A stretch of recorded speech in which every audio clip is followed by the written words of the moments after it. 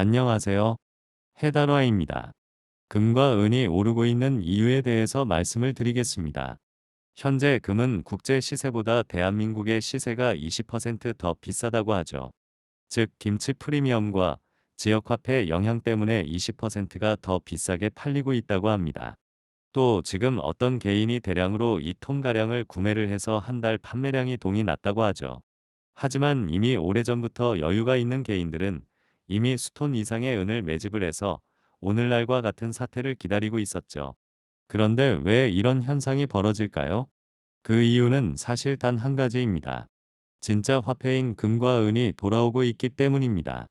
그동안 엄청나게 찍어낸 종이 화폐는 사람들이 국가의 신용으로 사용을 했었지만 이제는 마지막 때가 되어서 모든 사람들이 가짜 돈의 가치에 대한 인식을 하기 시작했죠. 그래서 이 금과 은이 오르는 이유는 특히 금이 더 많이 오르고 있지만 트럼프가 관세 폭탄을 먹인다는 이유이기보다는 사실 숨은 이유는 그동안 엄청난 화폐를 찍어냈기 때문에 종이 돈의 가치가 떨어지는 하이퍼인플레이션이 진행 중이고 이제 진짜 화폐인 금과 은의 가치가 드러나서 대중들의 관심이 폭발 직전에 있었다는 것이죠. 다만 이번에 트럼프가 당선이 되어서 그것을 공식적으로 밖으로 끌어내어서 이슈화시켰다는 것이죠. 물론 트럼프가 당선이 안 되고 원자재에 관세 폭탄을 부과를 하지 않았다고 해도 금과 은은 언제든지 가격이 폭등할 수밖에 없는 배경과 분위기가 조성되어 있었습니다. 그런데 트럼프가 원자재에 10에서 20%의 관세를 부과를 한다는 것으로 스무스하고 부드럽게 금과 은을 이슈를 밖으로 드러낸 것에 불과하죠. 사실 제가 앞전 동영상에도 말씀을 드렸다시피 2007년부터 은을 주목을 하고 조금씩 1kg씩 실물은에 투자를 했었죠. 처음에 그 당시 제가 투자를 할 때 경험이 없어서 사실 꼭지점을 잡았으며 얼마 못 가서 폭락을 했습니다. 하지만 쓰라린 손실에도 불구하고 장기적으로 보면은 금과 은은 진짜 화폐이기 때문에 가짜 돈인 종이 돈을 물리치고 제 가치를 회복을 할 것이라고 믿고 있었습니다. 그렇게 공부를 하던 와중에 2017년에서 2018년 사이에 미국의 분위기가 심상치 않았고 제가 계속 공부를 하니까 향후 미국이 패권만 유지를 한다면 종이 화폐를 끝없이 찍어내었기 때문에 전쟁을 일으켜서 최강의 군사력을 동원을 해서 한 번에 리셋을 시키고 은본 위제로 다시 탄생을 할 것이라고 보았죠. 그래서 제가 2018년도 초에 블로그 글을 통해서 미국 달러가 앞으로 은본 위제로 간다고 주장을 했습니다. 세계 최초로 주장을 한 것과 마찬가지죠. 그런데 사회적으로 암호화폐가 나타나고 4차 산업시대로 가고 있는 양자 컴퓨터가 계속 개발되기 시작했죠. 그래서 제가 CBDC에 주목을 하고 앞으로 달러는 CBDC에 연동을 해서 은본 위제로 간다고 시나리오를 추정을 했습니다. 왜 그런가 하면 현재 암호화폐를 사토시 나카모토가 만들었다고 이야기를 하지만 사실 사토시 나카모토는 정체를 알 수가 없는 미궁 속의 인물이죠.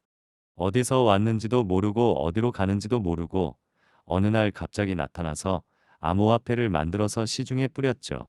그런데 재밌는 사실을 일반인들이 간과를 하고 있는 것이 있죠. 사실 암호화폐는 아무도 주목을 하지 않고 손을 대지 않으면 그대로 사라질 운명이라는 것이었습니다. 그리고 대기업이 주목을 하고 키워주더라도 한계가 있었죠. 하지만 전 세계적으로 국가 권력을 가진 모든 정부가 나섰다는 것이죠. 이게 도대체 어떻게 된 일인가 하면 신세계 질서 정부가 각 국가에 암호화폐를 퍼뜨리라고 지시를 내렸기 때문이죠. 제가 음모론적으로 암호화폐는 신세계 질서 정부가 만들어서 퍼뜨렸다는 주장을 하고 있죠. 이 신세계 질서 정부는 이미 1차 세계대전 때 국제연맹을 통해서 나타났는데도 불구하고 사람들은 신세계 질서 정부의 정체와 규모를 모르고 있으며 알려고도 하지를 않기 때문에 신세계 질서 정부가 국제연맹에서 유엔을 통해서 변신을 했는데도 불구하고 아직도 정체를 모르고 있죠. 신세계 질서 정부의 계획하에서 향후 화폐를 소각을 시키고 금과 은으로부터 대중들의 관심을 멀리하게 하고 앞으로 시행이 될 CBDC 베타 버전으로 암호화폐를 가공해 인물인 사토시 나카모토를 내세워서 만들어내고 사실 전 세계를 하루 24시간 여는 투기장을 만들었죠. 그래서 비트코인이라는 것은 제로섬 게임이죠. 이 국제 세력에 의해서 암호화폐 거래 시장이 만들어지고 그리고 많은 사람들이 24시간 거래를 할 수 있는 도박장에 밤낮 없이 출입을 하고 있죠. 사실 카지노 같은 경우에는 우리나라만 하더라도 외국인 전용이죠. 국내인들은 카지노라는 것이 하나의 도박이기 때문에 사행성으로 치부를 해서 국내인들의 출입을 제한하죠. 사실 카지노에서 일반인들이 돈을 딴다는 것은 망상이죠.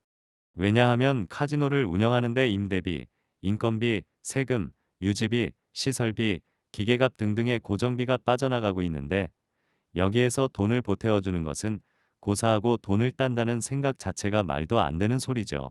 그런데 강원도의 정선에 김대중 때 강원랜드를 하나 만들어서 도박 페인들을 양산을 하고 있죠. 그래서 이 카지노 게임이 재미있는 것이 게임에 참석한 사람들은 필연적으로 잃게 되어 있다는 사실을 알면서도 게임을 한다는 것이죠. 그래서 이전 세계적으로 24시간 상시 이용을 남녀노소 누구나 할 것 없이 밤낮 없이 이용을 할 수 있는 카지노장을 개설했기 때문에 사실 인플레이션이나 가짜 돈의 화폐 발행량으로 해서 폭발을 해서 귀환을 해야 할 금과 은의 귀환이 다소 늦어졌다는 것이죠. 그런데 이번 트럼프의 관세 폭탄 부여로 인해서 이제 전면적으로 수면에 드러났다는 것이죠. 즉 트럼프가 이 관세 폭탄을 터뜨린 것은 이제는 더 이상 금과 은의 출현을 막을 수가 없는 지경에 이르다는 것과 같은 말입니다. 하지만 왜 그런가 하면 이미 중국과 인도와 러시아가 구입을 하고 있는 금의 매수량이 이미 위험 수위를 넘었다는 것이죠. 따라서 앞으로 금과 은의 가격이 조정을 받겠지만 계속 상승할 수밖에 없다는 것이죠.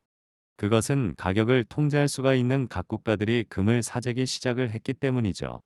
그래서 금과 은이 전면 나타났다는 것은 사실은 대공황과 3차 세계대전 직전이라는 것이죠.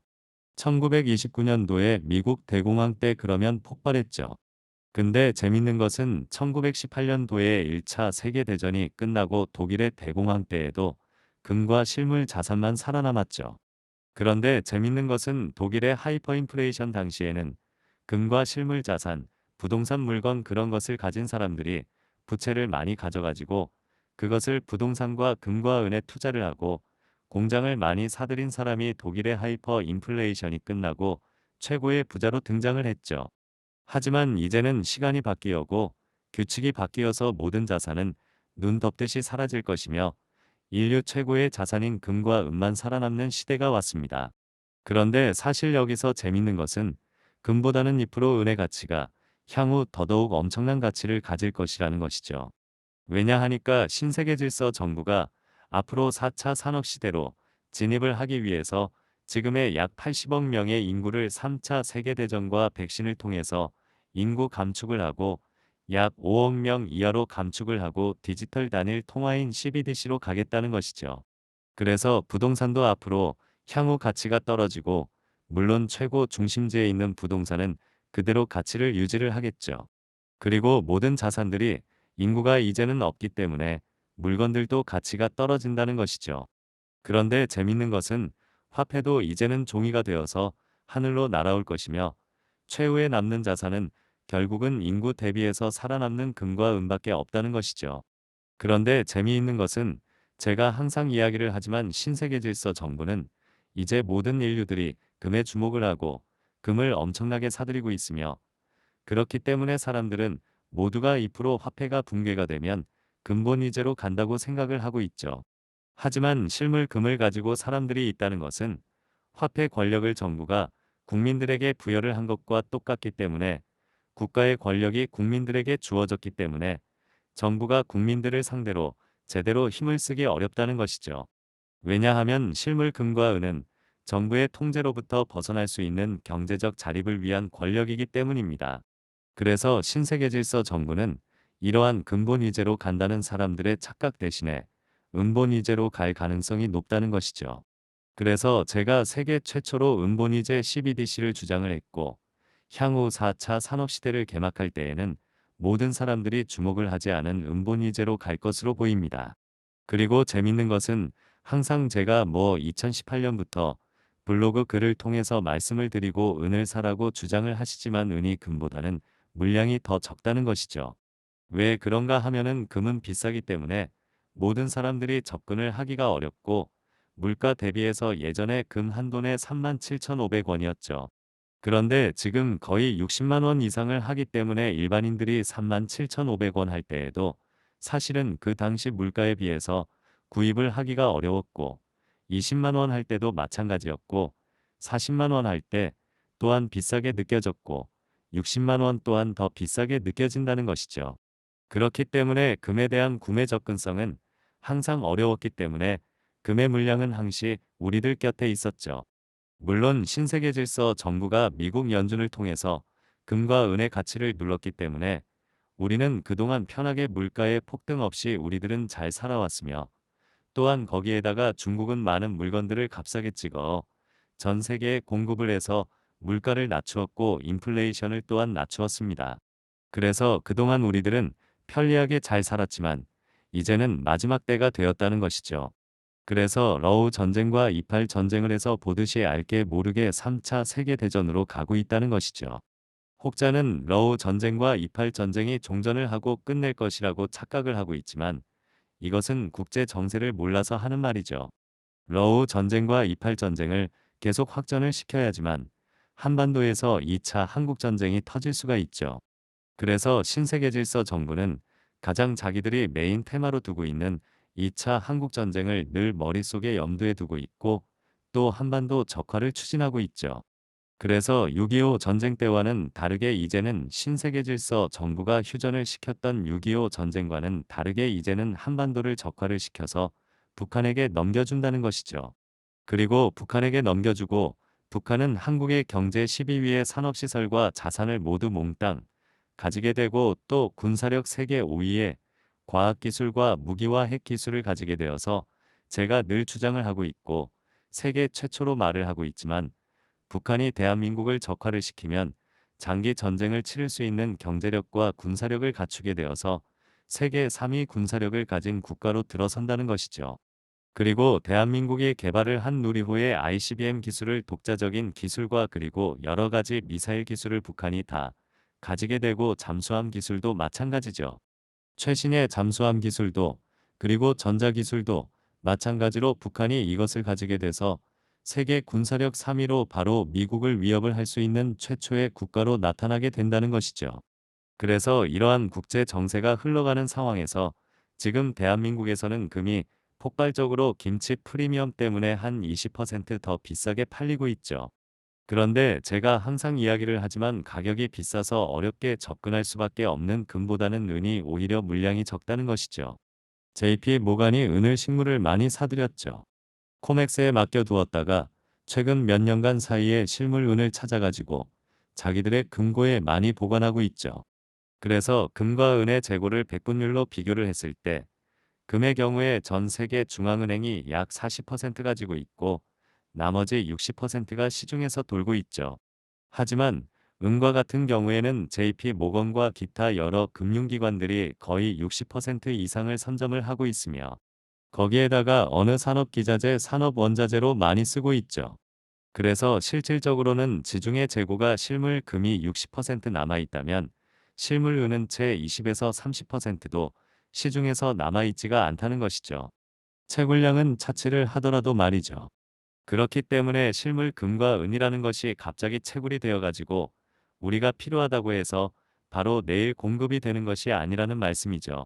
은과 같은 경우에는 거의 20% 정도의 물량을 가지고 시중에서 돌고 있었는데 갑자기 금이 폭등을 하게 되면 가난한 자의 금으로 인식이 되어온 은으로 대중들이 관심을 돌리게 된다는 말이죠. 그렇지만 비싼 실물 금을 사는 것보다 막상 가격이 싼 실물 은으로 관심을 돌렸는데도 불구하고 구입하기가 어렵다는 것이죠. 그 이유는 제가 이야기 드린 것처럼 시중에 남아있는 금의 잔여 물량이 60%가 된다면은 은은 채 20%도 되지 않기 때문이죠. 그래서 대중들이 은에 관심이 몰리는 동시에 바로 물량이 소진이 된다는 말이죠. 그러면 은은 앞으로 어떻게 되느냐 설명을 드리죠. 3차 사회대전이 끝나고 인구가 5억 명 이하로 줄어들게 되면 신세계질서 정부는 제가 나의 책 실전 음모론으로 바라본 2차 한국전쟁 3차 세계대전 대공황이라는 책에서도 밝혔지만 이 화폐의 시스템 발달이 세 가지가 있다고 제가 말씀드렸죠. 1단계는 금과 은이 화폐였고 2단계는 미국이 시행을 한 신용화폐였죠. 사실은 인류에게 가장 적합한 최고의 화폐 시스템이 2단계 신용화폐 시스템이죠.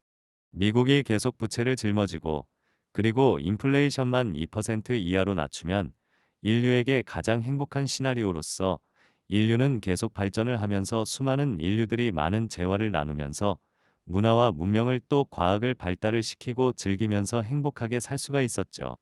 하지만 신세계 질서 정부는 1932년부터 본격 거론이 된 양자 컴퓨터의 급속한 발달과 4차 산업시대로의 과학기술이 발달함에 따라 가지고 그 많은 인구들이 4차 산업시대로 가게 되면 필연적으로 일자리를 잃은 수많은 실험들에 의해서 폭동이 일어나게 되면 정부가 무너지게 되고 그야말로 무질서 아비규환이 된다고 예측을 하고 있죠. 따라서 이러한 이유 때문에 어쩔 수 없이 지금의 80억 명의 인구를 5억 명 이하로 줄이고 5억 명의 인구를 가지고 계속 인구 제한을 하면서 4차 산업시대를 꾸려가겠다는 것이죠. 그것이 1, 2, 3차 산업을 통해서 인류가 만들어낸 4차 산업과학기술의 딜레마죠. 그래서 1단계가 금과 은의 시대였고 2단계가 신용화폐의 시대였고 3단계가 디지털 전자화폐 시스템인 CBDC로 완벽한 화폐의 변신이죠. 즉 CBDC는 인류가 만들어 화폐 시스템 중에서 가장 완벽한 화폐 시스템이죠. 그래서 4차 산업시대는 인구가 축소된 디지털 CBDC 화폐 시스템으로 간다는 것이죠. 그래서 이러한 시스템 하에서 인류는 앞으로 우주 개발뿐만 아니라 바닷속까지 개발을 하겠죠. 그렇지만 이러한 3차 산업시대로 가는 동시에 조지 오일리 말을 한 것처럼 1984년과 같은 시대가 펼쳐질 가능성도 있다는 것이죠. 제가 분석할 때에는 디지털 절대왕권 귀족 신분계급 사회로 회귀를 한다는 것이죠. 물론 3차 세계대전이 끝나고 4차 산업시대로 들어가고 디지털 CBDC가 시행이 되면은 전쟁이 없는 인류사에서 가장 행복한 시대가 도래를 하겠죠. 그렇지만 인간이라는 것은 뭔가 자신의 성취를 해서 이루고 거기에서 큰 즐거움을 느끼는데 그런 즐거움이 없다면은 사실은 공산주의에서도 보았다시피 인간의 창의력은 떨어지게 되겠죠. 그래서 이러한 것을 신세계 질서 정부가 잘 조율해서 인류가 보다 행복하게 살아갈 수 있도록 만들 것이라고 저는 보고 있습니다. 하지만 대부분은 너무 비관적으로 보고 있죠. 머리에 칩을 꼽는다든가 여러 가지 인간을 제약을 시킨다든가 그렇게 이야기하고 있는데 사실 머리에 칩 꽂는 것만큼 위험한 것도 없고 수술 비용이 너무 많이 들어가죠. 그래서 이러한 가정하에서 금과 은을 바라보면은 앞으로 금에 비해서 은은 폭등할 가능성이 많다는 것이죠. 금이 향후 지금까지의 종이 화폐 발행량 대비 10배 정도의 상승 여력이 있다면은 은은 향후 CBDC로 가게 되면은 1대2 또는 1대3 내지 1대5의 금은비로 가기 때문에 앞으로 은은 적으면 180배, 많으면 거의 500배 이상 상승할 여력이 있다는 것이죠. 그래서 은을 100원어치 사두었을 때는 향후 500배의 상승력을 보면은 5만 원이 되고 금을 100원치 사두었을 경우에는 10배 상승을 봤을 때는 1000원이 되죠.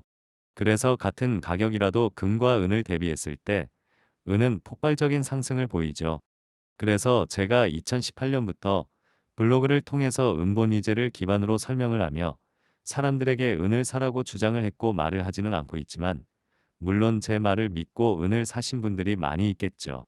사실 은은 원자재, 건전지, 태양광 등 산업 수요로 많이 사용이 되지만 이것이 미치는 영향력은 미사일급이지만 실제적으로 매일 일상생활에 사용을 하는 화폐의 기반이 되는 은본위제로 갈 경우에 전 세계에 미치는 파장은 거의 핵폭탄급이 되겠죠.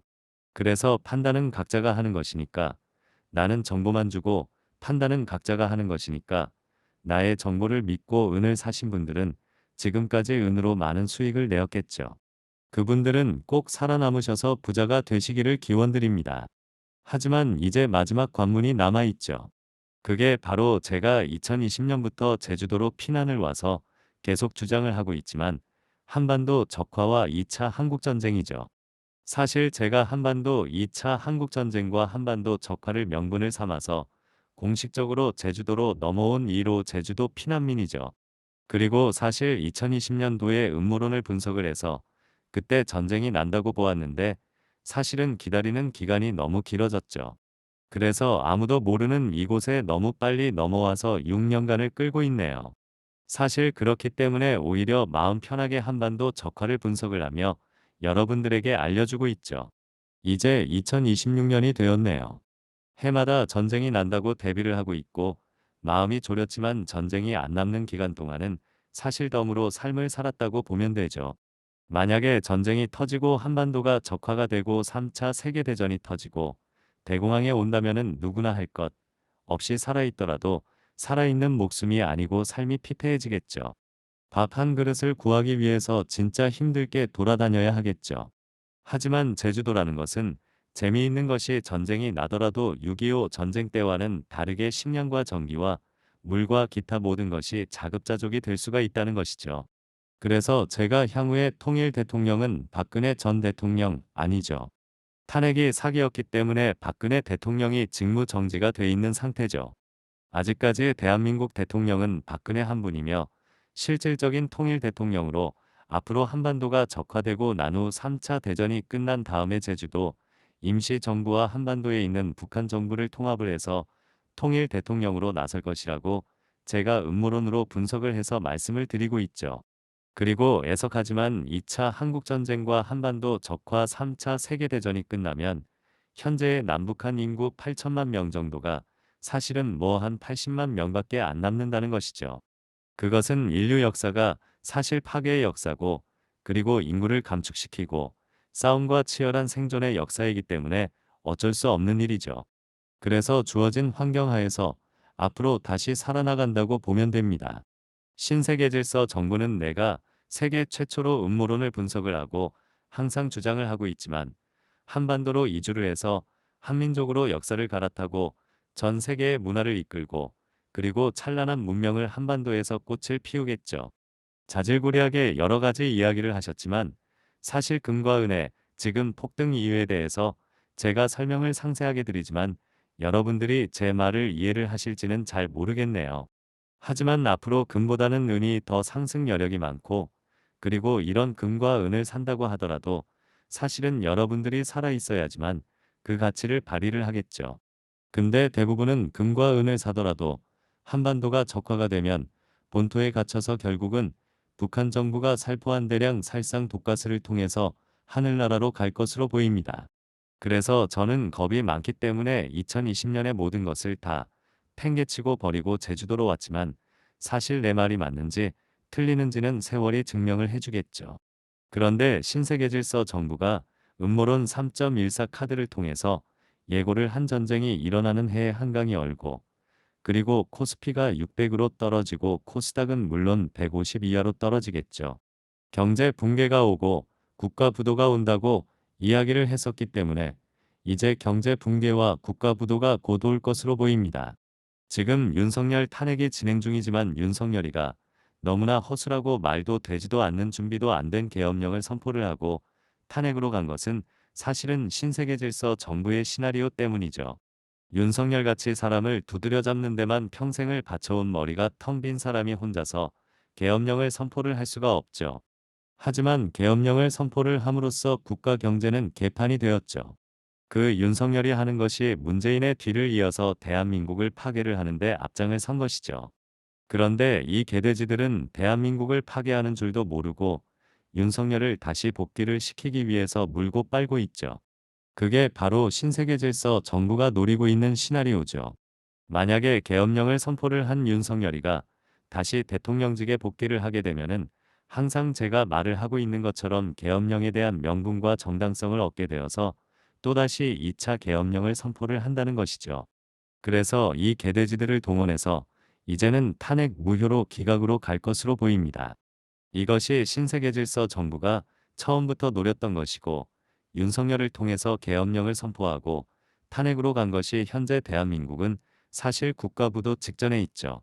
신세계질서 정부는 이러한 일련의 이벤트를 벌임으로써 국민들의 눈과 귀를 가리고 이런 정치의 눈길을 돌리기 위해서 서로 좌우가 싸우게 함으로써 경제 붕괴에 대한 시야를 가리고 있죠. 하지만 윤석열이는 신세계질서 정부의 계획대로 탄핵 심판을 기각이 되고 다시 복귀할 것이라고 제가 최초로 주장을 하고 블로그 글에 자세하게 설명을 해 놓았습니다. 만약 윤석열이가 돌아오게 되면 IMF와 국가부도는 필연적이고 이것을 무마를 시키기 위해서 계엄령 선포를 다시 또 하겠죠. 그리고 좌우할 것 없이 국민들을 다 때려잡을 것이고 그리고 국민들의 거주지 이주 제한을 하겠죠. 이것이 바로 2차 한국전쟁 전의 한반도 적화 전에 국민들 이동을 제한을 시켜야지만 적화 후 대량 살상을 노리는 신세계 질서 정부가 계획을 한 대한민국 국민들을 옥죄를 시키는 것이죠. 그리고 1차 계엄령 때 나왔던 이야기처럼 모든 국민의 공항으로의 해외 이동하는 것을 제한을 시킨다고 했죠. 그것이 바로 이제 2차 계엄령 때 선포를 할 것이라는 것이죠. 그리고 전국민 강제 백신도 시행할 것이고 애국 국민들이 윤석열 복귀를 부르짖었던 것과는 반대로 윤석열이가 복귀를 하면은 신세계 질서 정부에 의해서 짜여진 시나리오에 의해서 이렇게 이제 진행을 한다는 것이죠.